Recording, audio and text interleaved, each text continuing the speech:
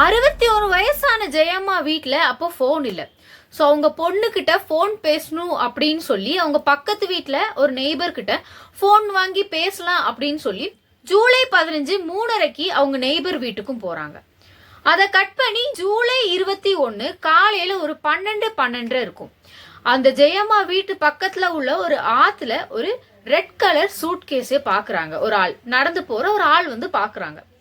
பார்த்த ஆளுக்கு திடீர்னு என்னன்னு தெரியல, கை தெரியற மாதிரி இருக்கு. ஒரு ஹியூமனோட கை வந்து அந்த பேக்குக்கு சைட்ல தெரியற மாதிரி இருக்கு. ஸோ அதை பார்த்த உடனே அங்க உள்ள லோக்கல் உள்ள ஆளுங்கெல்லாம் போலீஸ்க்கு இன்ஃபார்ம் பண்ணிடுறாங்க.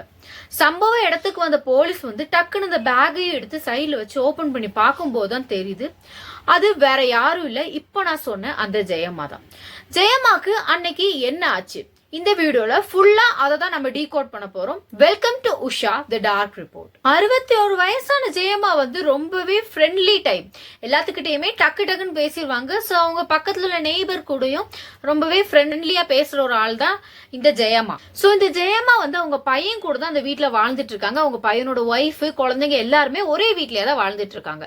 ஸோ அவங்க ஹஸ்பண்ட் அண்ட் ஒய்ஃப் அவங்களுக்கெல்லாம் போன் இருந்தாலும் ஜெயம்மாக்கு வந்து பர்சனலா அவங்களுக்கு போன் இல்லை.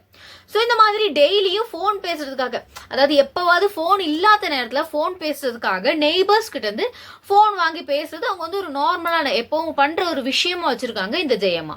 அதே மாதிரி இந்த ஜெயம்மாவோட பொண்ணுக்கும் தெரியும், இப்படி நெய்பர்ஸ் கிட்ட இருந்து ஃபோன் வாங்கி எனக்கு கூப்பிடுவாங்க அப்படின்னு சொல்லி அவங்க பொண்ணுக்கும் தெரியும். ஸோ இது வந்து ரொம்ப காமனான ஒரு விஷயம். இடைக்கிடைக்கு இப்படி வந்து நெய்பர்ஸ் கிட்ட இருந்து ஃபோன் வாங்கி கூப்பிடுறது இந்த ஜெயம்மாக்கு ரொம்ப நார்மலான விஷயம். ஸோ இவங்க வந்து பெங்களூர்ல தான் இருக்காங்க. இவங்களோட நெய்பர் வந்து, அதாவது இவங்களோட வீட்டு பக்கத்துல உள்ள போன் வாங்க போனாங்க அப்படின்னு சொன்னேன்ல, அவங்க வீட்டுல இருக்கிறது வந்து கங்கன் அப்படின்னு ஒரு 21 வயசான ஒரு பையன். கங்கனோட அம்மா கூட இந்த ஜெயம்மா வந்து ரொம்பவே ஃப்ரெண்ட்லி. இடைக்கிடைக்கு பேசுறதும் இடைக்கிடைக்கு வீட்டுக்கு வர்றதும் அவங்க குழம்பு வச்சு அவங்க வீட்டுக்கு கொடுக்கறதும் அந்த மாதிரி ரொம்பவே ஃப்ரெண்ட்லியா தான் இருப்பாங்க இவங்க நெய்பர்ஸ் கூட. ஸோ இந்த மாதிரி தான் அன்னைக்கு போன் பேசுறதுக்காக வீட்டுக்கும் போயிருக்காங்க. அந்த வீட்டுக்கு போகும்போது அந்த அவங்க அம்மா இல்ல, அதாவது கங்கனோட அம்மா இல்ல பிரகாரம் கங்கன் மட்டும்தான் அந்த வீட்டுல இருந்திருக்காங்க. கங்கனை பத்தி சொல்லணும்னா கங்கன் வந்து ஒரு 21 வயசான ஒரு சின்ன பையன் தான்.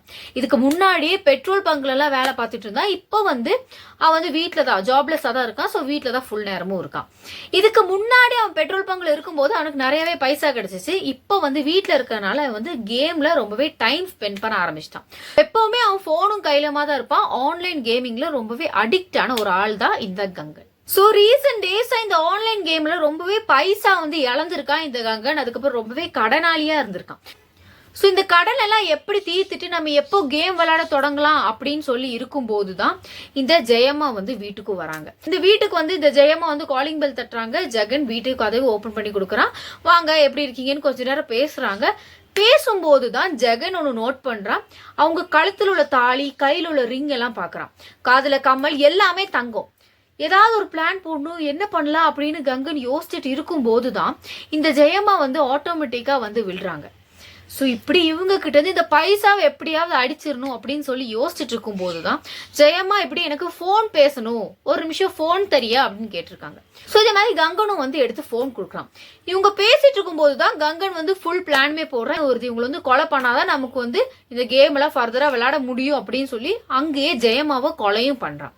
கொலை பண்ணதுக்கு அப்புறம் இது எப்படியாவது மறைக்கணும் அப்படின்னு சொல்லி என்ன பண்றான், ஒரு பெரிய ரெட் கலர் சூட் கேஸ் எடுத்து அதுல ஜெயம்மா உடம்பையும் வச்சு அதை பூட்டுறான். அடுத்து என்ன பண்ணலான்னு அவனுக்கு தெரியல, ரொம்பவே பயமா இருக்கு. ஏன்னா அவங்க அம்மா வெளியே போயிருக்காங்க, இப்போ கொஞ்ச நேரத்துல வந்துருவாங்க. இந்த ஜெயம்மாவை அவங்க வீட்டுல உள்ள எல்லாரும் கொஞ்ச நேரத்துல தேட ஆரம்பிச்சிருவாங்க. இப்படி எல்லாமே அவன் மண்டைக்குள்ள ஓடிட்டே இருக்கு. இதுக்கப்புறம் இந்த பேக்ல ஜெயம்மாவை வச்சுட்டு அவன் 2 வீலர் எடுத்துட்டு ஒரு ஆத்து பக்கத்துலயும் போறான். சோ இதுக்கப்புறம் இந்த பாடியை வந்து அந்த ஆத்துலயும் போடுறான். அது அப்படியே கீழேயும் போயிருச்சு. இதுக்கப்புறம் நம்ம மாட்ட மாட்டோம் அப்படின்னு ஒரு நம்பிக்கையில அப்படியே வீட்டுக்கும் வரான். வீட்டுக்கு வந்துட்டு இவனும் சேர்த்து அந்த ஜெயம்மா ஃபேமிலி, அதாவது ஜெயராஜ் அவங்க ஒய்ஃப் எல்லாரும் அந்த ஜெயம்மாவை தேடிட்டு இருக்காங்க. இவங்க கூட இப்ப இவனும் ஜாயின் பண்ணி ஜெயம்மா எங்கன்னு தேடிட்டு இருக்கான். இதுக்கப்புறம் அடிச்சு மாத்தின அந்த தங்க நகை எல்லாமே வேற ஒரு பக்கத்துல லோக்கல் ஷாப்லயும் போய் கொடுத்து பைசாவை வாங்கிட்டான்.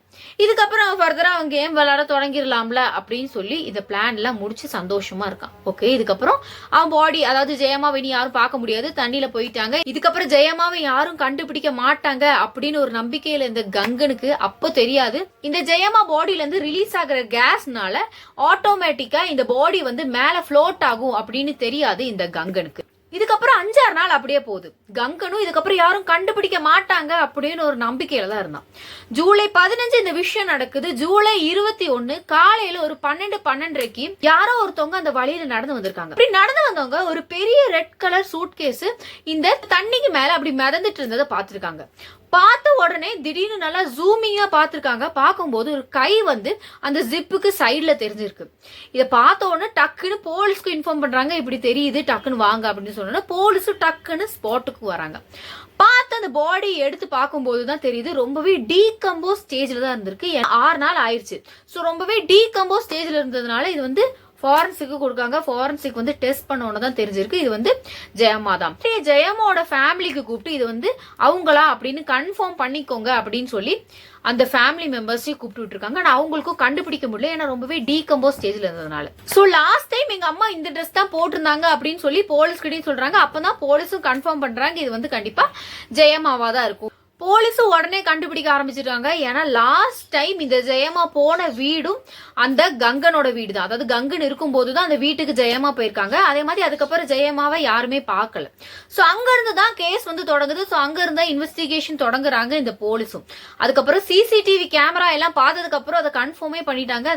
அதே மாதிரி இவன் வந்து கங்கன் வந்து லோக்கல்ல உள்ள யாருக்கிட்டயோ தான் இந்த கோல்டு செயின், கம்மல், ரிங் எல்லாம் வித்திருக்கான். சோ அதே மாதிரி இதெல்லாம் வச்சு கன்ஃபார்ம் பண்ணி ஜூலை 22, 2026 இவனை அரெஸ்டும் பண்ணிட்டாங்க. சோ அதே மாதிரி இந்த கங்கனை வந்து அரெஸ்டும் பண்ணிட்டாங்க. இவன் வித்த அந்த செயினையும் மீட்டுட்டாங்க. இந்த கேஸ்ல நான் என்ன சொல்ல வந்தேன்னா, ஒரு கேம் அடிக்ட்னால ஒரு உயிரையே கொலை பண்ற அளவுக்கு, அதாவது 21 வயசான ஒரு சின்ன பையனுக்கு அப்படி ஒரு மைண்ட் செட். அந்த கேம் விளையாடுறதுக்காக ஒரு உயிரே போனாலும் பரவாயில்ல அப்படின்னு சொல்லி ஒரு மைண்ட். இந்த பேரண்ட்ஸ் வந்து இந்த பசங்க என்ன பண்றாங்க அப்படின்னு சொல்லி பார்க்க வேண்டியது ரொம்பவே இம்பார்ட்டண்டா இருக்கு.